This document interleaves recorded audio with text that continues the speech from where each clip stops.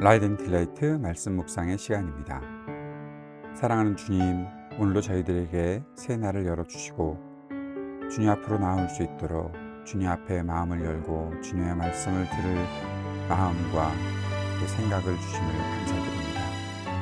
주님, 우리에게 오늘도 말씀하여 주실 때 주님께서 우리와 동행하고 계신다는 사실을 알게 하시고 주님과 함께 있는 것이 이 땅의 그 무엇보다 가장 소중하고 가장 기쁜 일임을 깨달으며 살아갈 수 있도록 인도해 주옵소서. 오늘도 말씀을 읽을 때, 말씀을 생각할 때, 말씀을 삶에 적용하고 묵상해 나갈 때 우리가 깨달을 수 있도록 지혜를 허락하여 주시고 말씀을 받은 만큼 그대로 살아갈 수 있도록 순종의 능력과 믿음, 용기를 허락하여 주옵소서. 성령의 충만함을 허락해 주옵소서. 함께 하시는 주님을 찬양합니다. 주님을 사랑합니다. 예수님 이름으로 기도드립니다. 아멘. 오늘은 역대하 10장 말씀을 함께 읽고 묵상하겠습니다. 르호보암이 세겜으로 갔으니 이는 온 이스라엘이 그를 왕으로 삼고자 하여 세겜에 이르렀음이더라. 느바세 아들 여로보암이 전에 솔로몬 왕의 낯을 피하여 애굽으로 도망하여 있었더니 이 일을 듣고 여로보암이 애굽에서부터 돌아오매 무리가 사람을 보내어 그를 불렀더라.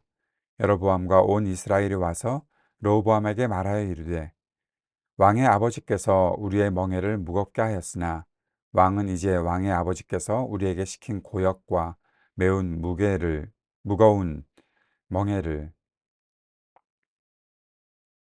왕은 이제 왕의 아버지께서 우리에게 시킨 고역과 매운 무거운 멍에를 가볍게 하소서. 그리하시면 우리가 왕을 섬기겠나이다. 르호보암이 그들에게 대답하되 3일 후에 다시 내게로 오라 하매 백성이 가니라. 르호보암 왕이 그의 아버지 솔로몬의 생전에 그 앞에 모셨던 원로들과 의논하여 이르되 너희는 이 백성에게 어떻게 대답하도록 권고하겠느냐 하니 그들이 대답하여 이르되 왕이 만일 이 백성을 후대하여 기쁘게 하고 선한 말을 하시면 그들이 영원히 왕의 종이 되리이다 하나 왕은 원로들이 가르치는 것을 버리고 그 앞에 모시고 있는 자기와 함께 자라난 젊은 신하들과 의논하여 이르되 너희는 이 백성에게 어떻게 대답하도록 권고하겠느냐. 백성이 내게 말하기를 왕의 아버지께서 우리에게 매운 멍에를 가볍게 하라 하였느니라 하니 함께 자라난 젊은 신하들이 왕께 말하여 이르되 이 백성들이 왕께 아뢰기를 왕의 아버지께서 우리의 멍에를 무겁게 하였으나 왕은 우리를 위하여 가볍게 하라 하였은즉 왕은 대답하시기를 내 새끼손가락이 내 아버지의 허리보다 굵으니 내 아버지가 너희에게 무거운 멍에를 매게 하였으나 이제 나는 너희의 멍에를 더욱 무겁게 할지라. 내 아버지는 가죽 채찍으로 너희를 치셨으나 나는 정갈 채찍으로 하리라 하소서 하더라. 3일 만에 여로보암과 모든 백성이 르호보암 앞에 나왔으니 이는 왕이 명령하여 이르기를 3일 만에 내게로 다시 오라 하였습니다. 왕이 포악한 말로 대답할세 르호보암이 원로들의 가르침을 버리고 젊은 신하들의 가르침을 따라 그들에게 말하여 이르되 내 아버지는 너희의 멍에를 무겁게 하였으나 나는 더 무겁게 할지라. 내 아버지는 가죽 채찍으로 너희를 치셨으나 나는 정갈 채찍으로 치리라 하니라. 왕이 이같이 백성의 말을 듣지 아니하였으니 이 일은 하나님께로 말미암아 난 것이라. 여호와께서 전에 실로 사람 아히야로 하여금 느바세 아들 여로보암에게 이르신 말씀을 응하게 하심이더라. 온 이스라엘은 왕이 자기들의 말을 듣지 아니함을 보고 왕에게 대답하여 이르되 우리가 다윗과 무슨 관계가 있느냐? 이새의 아들에게서 받을 유산이 없도다. 이스라엘아 각각 너희의 장막으로 돌아가라. 다윗이여 이제 너는 내 집이나 돌보라 하고 온 이스라엘이 그들의 장막으로 돌아가니라. 그러나 유다 성읍들에 사는 이스라엘 자손들에게는 르호보암이 그들의 왕이 되었더라. 르호보암 왕이 역군의 감독 하도람을 보냈더니 이스라엘 자손이 저를 돌로 쳐 죽인지라. 르호보암 왕이 급히 수레에 올라 예루살렘으로 도망하였더라. 이에 이스라엘이 다윗의 집을 배반하여 오늘날까지 이르니라. 아멘. 역대하 10장에서는 르호보암이 솔로몬의 뒤를 이어서 왕이 되는 장면, 그리고 그가 왕이 되었을 때 어떤 일을 했는가를 말해주고 있습니다. 음, 다윗이 죽기 전에 솔로몬을 왕으로 세웠는데 르호보암은 솔로몬이 죽고 나서야 왕위에 올랐던 것을 볼 수가 있죠. 그리고 또 하나 우리가 보게 되는 것은 르호보암이 세겜으로 가서 온 이스라엘이 그를 왕으로 삼고자 하여 세겜에 이르렀다. 음, 이 말은 이제 왕으로 르호보암이 인준을 받아야 하는 그런 필요가 있었다라는 사실을 말해주고 있는 것입니다. 근데 벌써 뭔가 분위기가 심상치 않습니다. 여로보암이 애굽에서부터 돌아왔다. 솔로몬이 여로보암을 죽이려고 했던 일들이 열왕기에는 나타나 있는데 역대기에는 그게 생략되어 있죠. 그렇게 되었을 때에 이제 여로보암이 애굽으로부터 돌아왔다. 이 말도 무언가 우리들에게 주는 심상치 않은 메시지가 있는 것입니다. 나라가 흔들리고 있는 것이죠. 통일 왕국을 이루었던 이스라엘이 이제 뭔가 문제가 발생하고 있다는 것들을 알게 됩니다. 왜 그런 일들이 생겼을까요? 왜 이렇게 나라가 흔들리고 있을까요? 르호보암이 왕위에 올라가고 나라가 계속해서 평안하게 유지되어야 하는 것 아닐까요? 그런데 지금 그러한 일이 아니라 뭔가 문제가 발생하고 있습니다.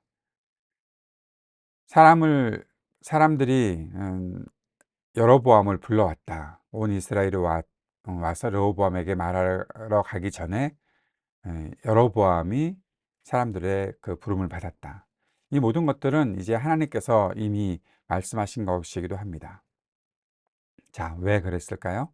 역대기에서는 솔로몬의 잘못에 대해서 말하지 않았지만 우리는 열왕기에서 솔로몬이 하나님의 말씀을 듣지 않았다는 것들을 알게 됩니다. 하나님께서 두 번이나 나타나서 솔로몬에게 경고하셨는데도 불구하고 솔로몬은 자신의 마음을 돌이키지 않았고 계속 죄에 머물러 있었지요. 수많은 여인들과 결혼하면서 정략 결혼을 하면서 그렇게 아내를 많이 두었고 하나님이 하지 말라고 한 일, 그리고 군말을 많이 두었고 하나님께서 하지 말라고 한 일, 그런 것들을 계속해서 행하고 결국 수많은 우상들이 그 여인들로부터 이스라엘 땅으로 들어와서 이스라엘을 황폐케 하는 일들이 있었기 때문에 지금 이제 이스라엘의 분열의 위기가 닥치고 있는 것입니다. 그런데 사람들이 르호보암에게 와서 요청하는 것이 있죠. 왕의 아버지께서 우리의 멍에를 무겁게 했다라는 겁니다. 우리는 앞에 역대기에서도 강제 노동으로 솔로몬이 사람들을 많이 괴롭혔다는 것들을 알 수 있습니다. 솔로몬이 20년 이상을 계속해서 건축하는 일을 했고 그 건축에 그 강제 노동력을 동원했다라는 거죠.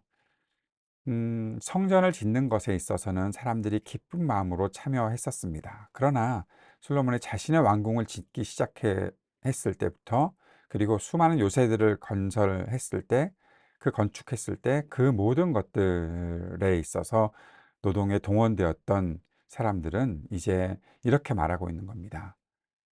왕의 아버지께서 우리의 멍에를 무겁게 했습니다. 우리에게 시킨 고역과 우리에게 매운 무거운 멍에를 가볍게 해달라. 그리하시면 우리가 왕을 섬기겠다. 이 말이 그렇게 어려운 질문일까요? 왕이 결정할 수 있는 일이 아닐까요?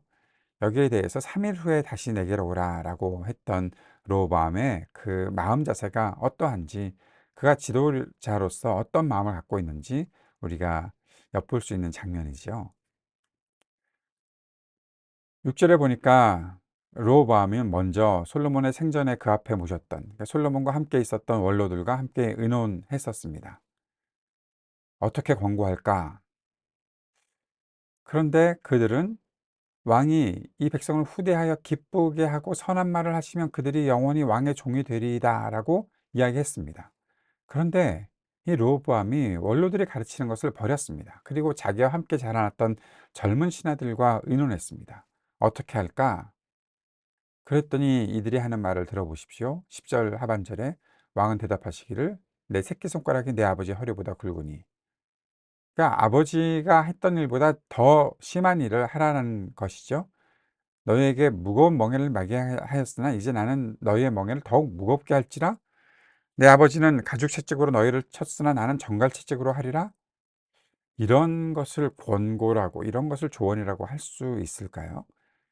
그런데 더 재미있는 것은 르호보암이 그 젊은 자기 친구들의 말을 그대로 따라갔던 겁니다. 내 아버지는 너희의 멍에를 무겁게 하였으나. 나는 더 무겁게 할지라. 내 아버지는 가축 채찍으로 너희를 치셨으나 나는 정갈 채찍으로 치리라. 르호보암은 왜 이런 이야기를 했을까요? 근데 여기 15절에 이런 말씀이 있습니다. 왕이 이같이 백성의 말을 듣지 아니하였으니 이는 하나님께로 말미암아 난 것이라. 르호보암이 지금 말도 되지 않는 이야기를 듣고, 이 이야기를 그 젊은 친구들의 권고를 듣고 백성들을 괴롭게 하겠다고 한 것이, 이 일이 하나님께로 말미암아 난 것이라. 실로 사람 아히야로 하여금 느바세 아들 여로보암에게 이르신 말씀을 응하게 하심이더라. 하나님께서 이미 하셨던 말씀을 이루게 하시려고 르호보암의 마음을 이렇게 포악하게 만들었다. 포악한 말로 백성들에게 대답하게 했다라는 거죠. 왜 그러셨을까요? 아마 역대기만 읽으신 분들은 도대체 이 이유를 알 수 없지만, 앞에서 말씀드렸던 것처럼 열왕기에 나타났던 솔로몬의 그 행적이 결국 르호보암의 모든 통치의 권한들을 다 빼앗아 버리고, 그리고 이 통일 왕국을 또 다시 불리하게 만드는 일이 되었었고, 그 일에 하나님께서 여로보암에게 하셨던 말씀을 응하게 하시려고, 결국 나라를 갈라지게 하시려고 이렇게 하셨다라는 겁니다. 온 이스라엘인 왕이 자기 말을 듣지 아니함을 보고서 왕에게 이렇게 대답합니다. 이 말은 사실 지금 있는 이 이스라엘 백성들만 하는 말이 아니라, 이전에 사무엘 하에서 다윗에게 했던 이야기이기도 합니다. 우리가 너와 무슨 관계가 있느냐, 우리가 다윗과 무슨 관계가 있느냐, 이세 아들에게서 우리가 무슨 유산을 받겠다고 다윗 편을 들어주고 다윗을 왕으로 세우겠느냐 라고 했던 세바의 말, 사무엘하 20장 1절에 있는 그 세바의 말이 이제 다시 등장한 겁니다. 다윗이 처음부터 이스라엘 통일왕국의 왕이 되었던 것이 아니죠. 다윗을 지지했던 사람은 얼마 없었고, 다윗은 그렇게 헤브론에서 왕위에 올라간 이후에도 계속 전쟁을 치를 수밖에 없었고, 자기 동족들의 지지를 받기 위해 애썼고, 결국 후에 예루살렘에서 온 이스라엘의 왕이 되는 그런 일들이 있었던 것을 알 수가 있습니다. 그런데 그렇게 겨우겨우 통일왕국을 이루어 놓았는데 솔로몬이 다 말아먹은 것이죠. 이스라엘아 각각 너의 장막으로 돌아가라. 다윗이여 이제 너는 내 집이나 돌보라. 다윗이여 유다 지파나 또 유다 지파를 따르고 있는 소수의 베냐민 지파 정도는 그냥 너희들은 너희끼리 살아라. 우리는 다 가겠다. 모든 이스라엘이 다 그렇게 유다에게서 떠나게 되는 장면입니다. 유다 성읍들에 사는 이스라엘 자손들에게는 르호보암이 그들의 왕이 되었더라. 유다 성읍들에 사는 이스라엘 자손들에게는 르호보암이 왕이 되었지만, 그 외에 다른 지파들에게 있어서는 르호보암은 더 이상 왕이 아니었다라는 거죠.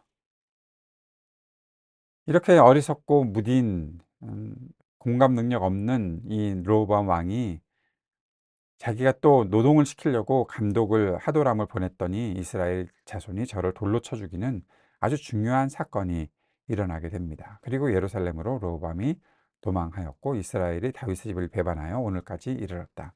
통일왕국이 완전히 무너진 것을 볼 수가 있습니다. 오늘 말씀을 보면서 우리는 무슨 묵상과 적용을 할 수 있을까요? 첫 번째는 하나님께서는 말씀하신 것을 이루신다라는 겁니다. 어떤 말일까요? 여로보암은 열왕기상에서는 아히야에게 받은 예언이 있었습니다. 그것은 하나님께서 여로보암을 세워서 북이스라엘의 왕이 되게 하실 것이라는 그런 내용이었죠. 하나님께서 이스라엘 이 통일 왕국을 버리신 겁니다. 왜 버리셨습니까?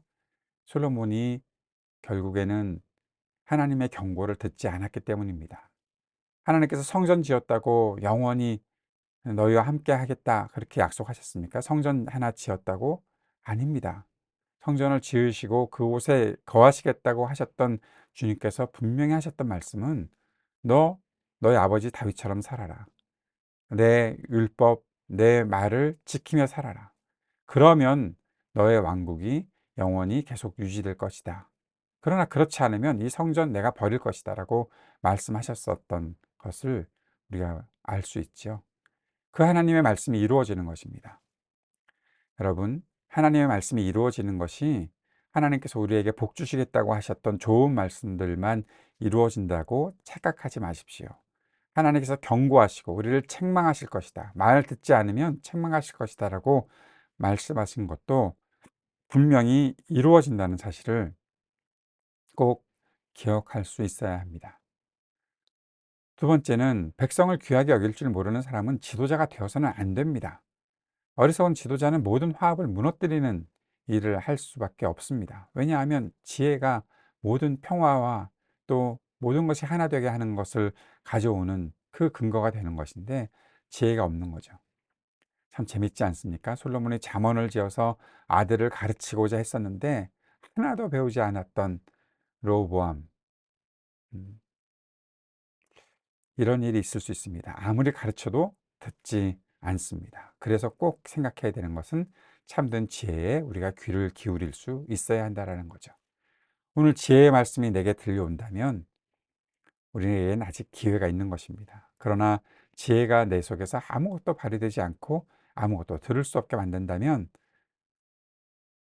그건 위기입니다. 어려운 일이 생길 수밖에 없는 것입니다. 마지막으로 헛된 말, 사람에게 고통을 주는 말, 죄악으로 이끄는 말을 분별해낼 수 있어야 합니다. 아유, 이렇게 누가 헛된 말에 귀를 기울이고 누가 이렇게 사람에게 고통을 주는 말을 할 수 있겠습니까? 어떻게 죄악으로 이끄는 말을 할 수 있겠습니까? 누구도 그렇게 하지 않겠지요 라고 생각하고 방심하지 마십시오. 우리의 마음이 하나님께로부터 떨어지고 하나님의 말씀이 우리를 다스리지 않으시면 우리는 이런 헛된 말, 사람에게 고통을 주는 말, 죄악으로 이끄는 말 분별할 수 없습니다. 공감 능력 다 상실하고 사람들을 더 괴롭게 하는 일들을 할 수밖에 없는 그러한 악한 인간, 포악한 인간이 우리도 될 수 있다는 것입니다. 우리의 마음을 하나님의 말씀으로 날마다 새롭게 해야 할 것입니다. 사랑하는 여러분, 오늘 르호보암을 보면서 우리가 어떤 길을 따라야 하겠는지 잘 판단하고 성령의 지혜를 구하고 주님의 뜻을 온전히 이루어가는 삶을 살아갈 수 있도록 주님께 간구하는 우리 모두가 되기를 원합니다. 주님께서 가르쳐 주신 기도 함께 드리겠습니다. 하늘에 계신 우리 아버지, 아버지의 이름이 거룩하게 하시며 아버지의 나라가 오게 하시며 아버지의 뜻이 하늘에서와 같이 땅에서도 이루어지게 하소서. 오늘 우리에게 일용할 양식을 주시고 우리가 우리에게 잘못한 사람을 용서하여 준 것 같이 우리 죄를 용서하여 주시고 우리를 시험에 빠지지 않게 하시고 악에서 구하소서. 나라와 권세와 영광이 영원히 아버지의 것입니다. 아멘.